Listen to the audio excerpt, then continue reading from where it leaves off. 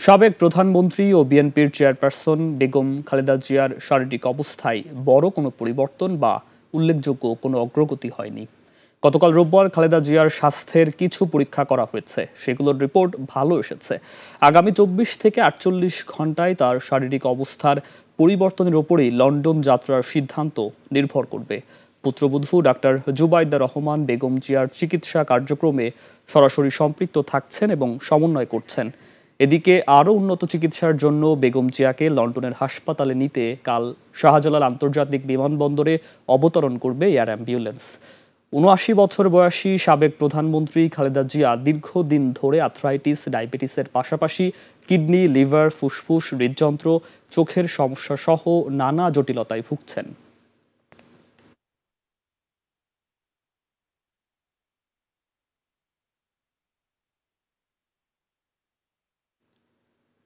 এভারকেয়ার হাসপাতালের সামনে আছেন সহকর্মী আদিত্য মামুন। সরাসরি যুক্ত হচ্ছি তার সঙ্গে।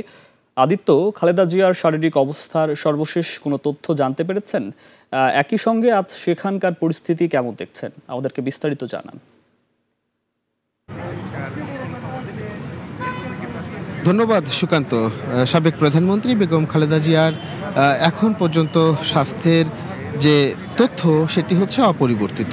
অর্থাৎ আমরা কিছুক্ষণ আগে যে তথ্যটি জানিয়েছি যে ওনার গতকাল পরীক্ষা নিরীক্ষা হয়েছে এবং তার আগের দিন সর্বশেষ ব্রিফিং করেছেন তার ব্যক্তিগত চিকিৎসক। এরপরে এখন পর্যন্ত আমরা আনুষ্ঠানিক কোনো প্রতিক্রিয়া অর্থাৎ ব্রিফিং পাইনি।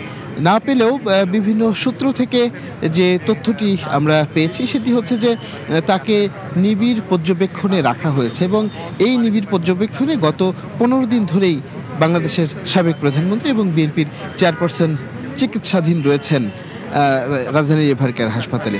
এবং এই ঘটনাকে কেন্দ্র করে যে উত্তেজনা, যে নানান রকমের সংবাদের ছড়াছড়ি, সেই বিষয়টার মধ্যেও আসলে সবচেয়ে ছাপিয়ে গেছে যে বিষয়টি সেটি হচ্ছে তার লন্ডন যাত্রা। তার লন্ডন যাত্রা নিশ্চিত করবার জন্য কাতার জার্মান থেকে যে বিশেষ বিমান অর্থাৎ এয়ার অ্যাম্বুলেন্সটি আনছে সেটি অনুমতিও পেয়েছে, শাহজালাল আন্তর্জাতিক বিমানবন্দরেরও অনুমতি পেয়েছে, যার ফলে আগামীকাল সেটি আসতে পারে। তবে আসলেও চিকিৎসক প্যানেল যে সিদ্ধান্তটি নেবে, এই যে আজকে থেকে এখন থেকে শুরু করে প্রায় 22 ঘন্টার মতো সময় পাবে, এটিও একটি টেস্ট হতে পারে যে এই সময়টায় কতটুকু উনি শারীরিকভাবে সক্ষম হলেন কিংবা ওনার শারীরিক অবস্থার উন্নতি ঘটলো সেটিও বিবেচনায় রাখা হবে। তো এই সমস্ত কিছু বিবেচনায় নিয়ে যদি চিকিৎসকরা মনে করেন যে ওনাকে এতটা পথ পাড়ি দিয়ে নেওয়া সম্ভব, তাহলেই হয়তো বা